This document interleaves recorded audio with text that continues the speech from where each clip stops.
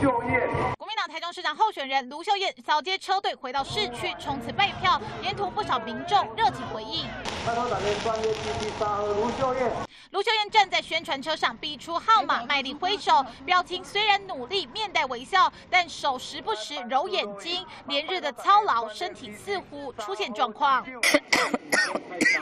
幕僚透露，卢秀燕已经感冒好几天，但备票扫街行程满，几乎没有时间休息，每天睡不到4个小时。虽然很累，但仍然不忘记关心空污和周遭人的身体状况。一现身，立刻发放口罩。今天空气很不好哈，空污非常的严重，人民在受害，人民在受苦就是要向执政党来挑战啊，那控诉民进党给我们这样一个脏空气，所以我们非赢不可。请辞立委后第一天上街，卢秀燕展现破釜沉舟的决心，就算身体些微不适，声音沙哑，还是得强打精神，把握时间拼选战，全力争取支持。